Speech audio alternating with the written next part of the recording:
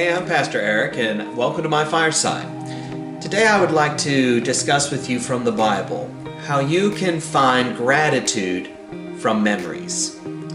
Every one of us in our homes are surrounded by a collection of various items, and for some of those items, we can look at them and they are filled with very sweet and precious memories. I personally have quite a few in my home that I look at these items and I remember so many things about, what happened when I received those and what those items represent because of that. One example of that here is my walking stick. I received this back when I was a teenager from my grandfather as a gift from him, and I vividly remember the event of receiving this gift from him, and every time I am able to go for a walk with my walking stick, it reminds me of my grandfather's love for me and his goodness and integrity. It's so much more than a walking stick. And you have that same ability too. You have items in your life that you can look at and remember important things. And if you really pay attention, you can go down memory lane from those items and use it as a time of worship. Think about it. You can go back and reflect on the goodness of God to you in your life in the past by going down a trip down memory lane from looking at an item or some other possession of yours that God has given to you. This is precisely what David does in our text today. Here in Psalm 30, David writes this psalm, it is said here in the superscription, when he built his house. Now, just as a little bit of a caveat, when you open up your Bible to look at, maybe your translation will say that it's when David dedicated the temple. This is not a good translation. When I was reading this in the original Hebrew, it clearly says the house of David, when David built his house, not the temple. So that's not what the text is saying. This is talking about when David built his palace, right? After he's become king, he's overcome all the great trials and the difficulties of his life when he's going through that period of becoming king. As you yourself will know, if you have read 1st and 2nd Samuel, you will know some of those trials and hardships that David had to overcome. So David here has built his palace, he's built his house, and for you, kind of as an application, you could say, just built your dream home, right? He's looking at all these wonderful and amazing things, but David doesn't make that an opportunity to kind of glory in himself and say, well, look how amazing I am. He has a much better perspective. Instead, David here writes down in Psalm 30 his personal journey as he reflects back on the past, from looking at this new amazing home that God has allowed him to have. And he reflects on the goodness and the generosity of God to him throughout his life.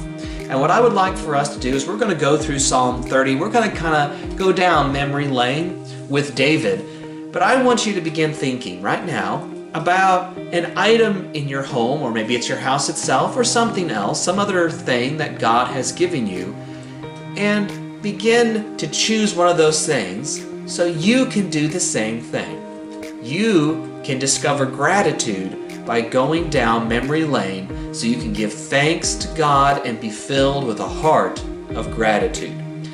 So for now though, let's go with David down his memory lane, and maybe we can learn something from his example here. We're going to look first at verses 1 through 3. And here David reflects on God's deliverance. I will exalt you, Lord, for you lifted me out of the depths and did not let my enemies gloat over me. Lord my God, I called to you for help, and you healed me. You, Lord, brought me up from the realm of the dead. You spared me from going down to the pit. David reflects on the many times that God has rescued him from his enemies. If you remember back in the story of David, he was pursued by a jealous King Saul who tried to murder him, and God protected and delivered him out of Saul's hand.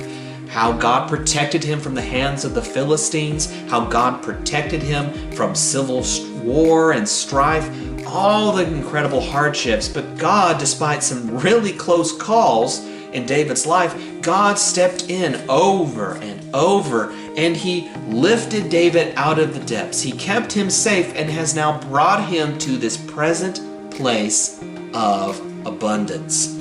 And David recognizes that, God, I remember those hard times.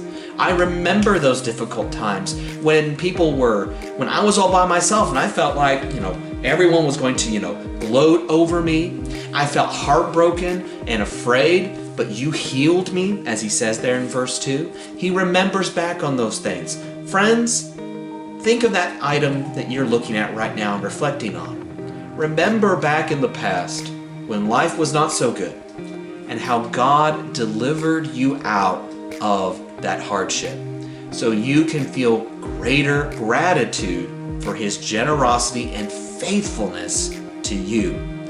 But David doesn't just stop here with reflecting on the amazing deliverance that God has given him. He then also reflects here in verses 4 and 5 on God's mercy to him. Sing the praises of the Lord, you his faithful people. Praise his holy name. For his anger lasts only a moment, but his favor lasts a lifetime. Weeping may stay for the night, but rejoicing comes in the morning. David remembers the holiness of God, and when he does that, he remembers back on his own failings. David, though a man after God's own heart and God's chosen king, was a sinner like you and me, and he failed morally on more than one occasion. He committed adultery, he committed murder, he did all kinds of bad, sinful things, and he remembers that. But when he remembers that, he knows that, of course, God punishes sin, and there were consequences for David's sinful choices. And some of them, friends, if you've read David's story, were really painful. You can do the same thing. You can remember back on your moral failings when you sinned against God and rebelled against him and committed some sort of a sin, whether that be a sin of a sexual nature, cheating on your spouse like David did, or remembering back on a time you stole or cheated someone, or a time when you were gossiping about someone behind their back, when you slandered someone falsely, when you were envious and greedy towards something. You can remember back on that moral failing, and you can remember the consequences of that sin. But you know what you can also do is, just like David, you can give thanks to God for his mercy to you. Because God did not punish David as his sins truly deserved. When David repented of his sins and said, God, I'm sorry, please forgive me, you know what? He found grace. He found God's forgiveness. And if you are a follower of the Lord, you can remember that too. That when you repented of that sin and you came to God and said, God, I'm sorry, please forgive me, you experienced the mercy and forgiveness of God. And you know what? You can be grateful for that. And you can remember back as you're looking at that item, whatever it is, like David, as David's looking at his house, he can remember, yes, when God delivered him from the hard times, but he can also remember God's mercy to him when he failed and sinned, and give thanks to God for his incredible grace. But David's not done reflecting down memory lane. He then moves on through verses 6 through 10, and he reflects on the incredible security that only God can give. When I felt secure, I said, I will never be shaken. Lord, when you favored me, you made my royal mountain stand firm. But when you hid your face, I was dismayed. To you, Lord, I called. To the Lord I cried for mercy. What is gained if I am silenced, if I go down to the pit? Will the dust praise you? Will it proclaim your faithfulness? Hear, Lord, and be merciful to me. Lord, be my help.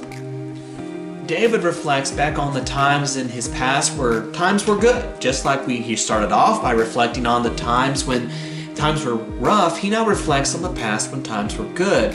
And like you and me, when things are good, we feel emotionally and financially and relationally stable, we can become a bit arrogant. We can begin to think, well, I will never be shaken. I'm never going to be tempted by sin. I'm never going to want to give up. I'm never going to feel depressed. I'm never going to deal with despair because I'm secure, just like David remembers here in verse 6. But then he is reminded that, as he says here in verse 7, that his true security is from God.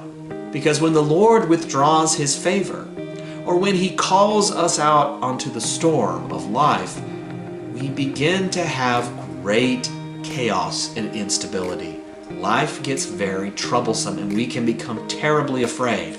And many Christians, when God calls them out and says, okay, it's no longer time for you to be in those easy, sweet pastures. It's time for you to go and climb a mountain. When that happens and the troubles come and hard times come, they give up. They quit church. They quit reading their Bible. They stop praying. And then they spiritually collapse. I am concerned that many Christians have gone through that in the past year of 2020 with the hardship that many faced in the last year. Friends, that's not good. Because if you are collapsing spiritually because your times are hard, you are not founding your faith, your security on God. You are finding it in your circumstances. What you should do as a Christian when the hard times come, and they always do come, is go like David remembers that he did. Go on your knees and pray.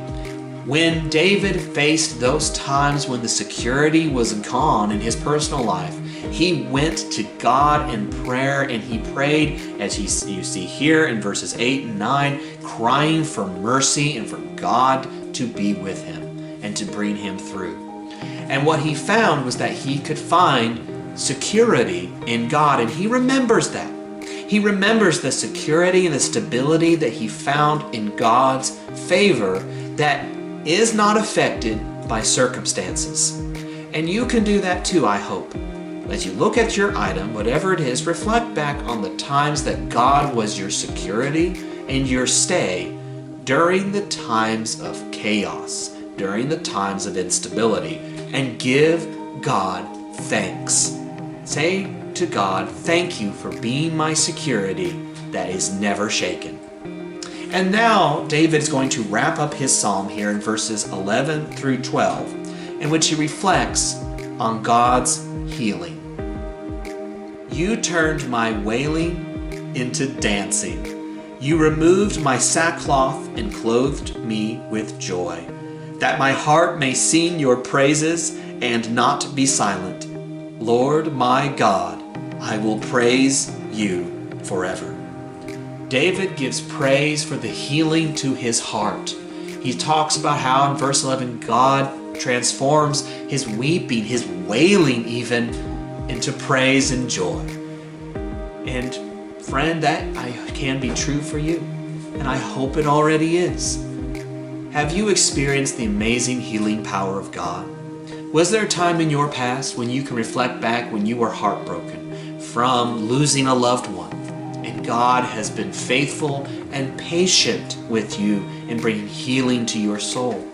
Can you reflect back on a time when it was not a heartbrokenness of death, but a heartbrokenness of betrayal? Someone betrayed you, and you felt that hurt and that suffering, but then God transformed you, and He brought you out of that sackcloth into praise and joy and gladness. If He has, friends, you know what you need to do? You need to reflect back on that time and tell God, thank you, and give Him the praise, the gratitude that He deserves. That needs to be a regular part of your life. Do you have your item in your house? Are you looking at it? Are you holding it in your hand? Go on that journey just like David. reflect from that on the memories that item spawns to you of the goodness, the faithfulness, the generosity, and the kindness of God to you. And make those memories a time of thanksgiving. Let your lips be filled with gratitude and your heart with joy. I hope that this will help and challenge you to be more intentional about using the items and the gifts that God has given you for worship. May God bless you and fill your heart with gratitude.